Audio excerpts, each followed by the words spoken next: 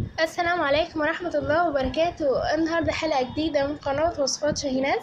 النهاردة هعمل لكم وصفة لتفتيح البشرة. الوصفة دي مش بس هتفتح لك بشرتك، لا كمان هتزيل البقع الداكنة، وكمان لو كان في أي حبوب في بشرتك فهي هتنهيها تماما. وكمان الوصفة دي بتشد البشرة، يعني لو كان في تجاعيد في بشرتك فهي بتنهيها تماما. وطبعا التجاعيد دي بتيجي من قلة الاستهمام بالبشرة. إذا كان سنك كبير أو صغير فطبعا بتيجي التجاعيد زي ما قلتلك من قلة الاستهمام بالبشرة. يعني انتي لو مش بتحطي مرطبات او مش بتستعملي كريمات على بشرتك او مش بتعملي ماسكات فطبعا بتظهرلك علامات التجاعيد.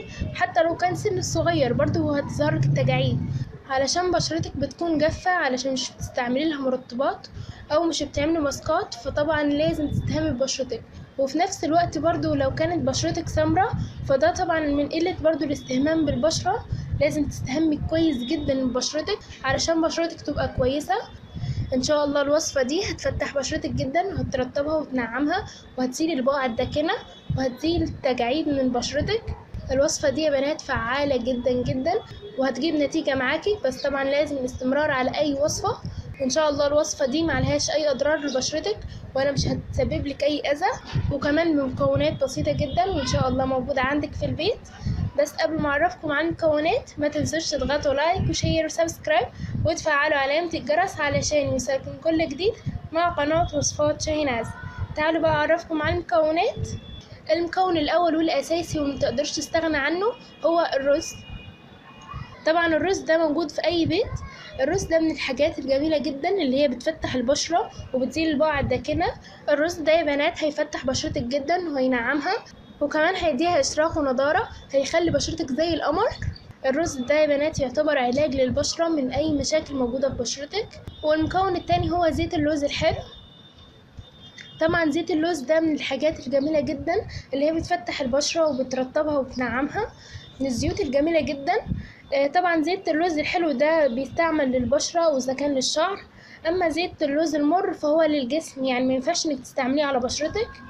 تعالي بقى اقولك هتعملي الوصفة دي ازاي. اول حاجة هنا معايا رز.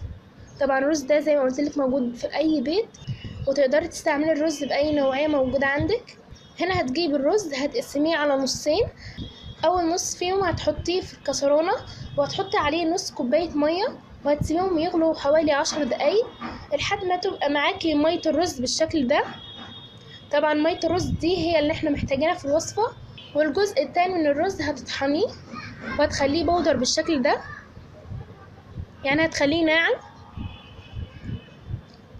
يعني الرز هتطحنيه في المطحنه بتاعتك. هقول لكم مكونات تاني. ده رز مطحون، وكمان هنا معايا زيت اللوز الحلو، ودي مية رز. دول المكونات اللي احنا هنستعملهم في الوصفة.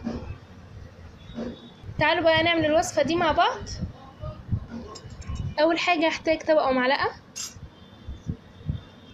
هتاخدي كمية مناسبة من مية الرز، يعني على قد ما تستعمليها لبشرتك.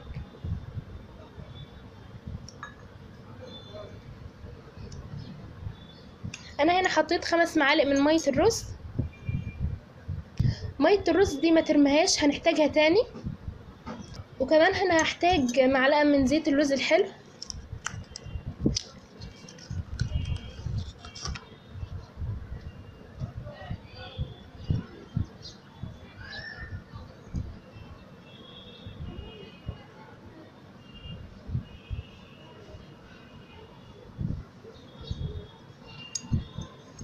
ولو كانت بشرتك جافة جدا هتضيفي على مية الرز الجريسلين. برضو الجريسلين ده من الحاجات اللي بترطب البشرة جدا. كده انا حطيت على مية الرز معلقة من زيت اللوز الحلو. هبدأ احط مطحون الرز.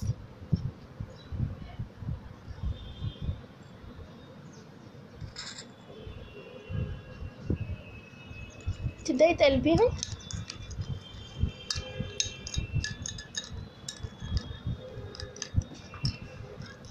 هحتاج معلقة تانية، يعني لحد ما الوصفة دي تبقى زي الكريم. وكمان لازم يا بنات الرز ده يكون مطحون كويس جدا.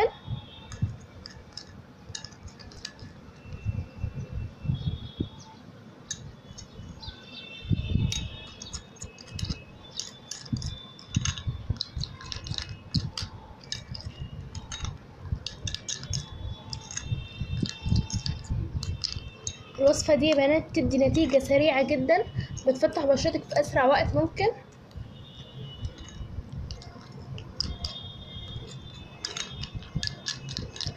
طبعا لازم تقلبيهم كويس جدا.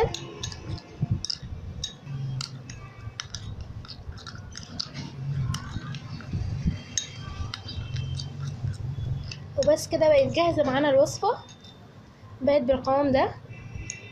تعال بقى اقولك طريقة الاستخدام. اول حاجة هتغسلي بشرتك كويس جدا باي غسيل متوفر عندك تقدري تغسلي بيه.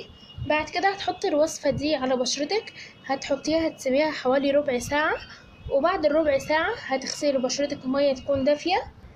وطبعا هنا معايا مية الرز. مية الرز دي زي ما قلتلك مش هترميها، لا هنستعملها تاني.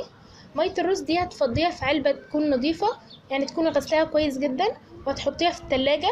وبعد ما تغسلي بشرتك من الماسك ده هتبدأي تجيبي قطنة وهتحطيها في مية الرز، وهتبلي القطنة وهتحطيها على بشرتك. هتعملي حركات دائرية كده لبشرتك حوالي 10 دقايق، وبعد ال10 دقايق هتغسلي بشرتك كويس جدا. وبعد ما تغسلي بشرتك من مية الرز هتكوني مجهزة فوطة تكوني حطاها في مية دافية، وهتعصريها كويس جدا، وهتسيبيها حوالي 10 دقايق على بشرتك. الخطوة دي مهمة جدا يا بنات، لازم تعملوها. مية الرز زي ما قلتلك هتحتفظي بيها في التلاجة، تقدري تستعمليها يوميا، مفيش اي مشاكل ولا مفيش اي اضرار.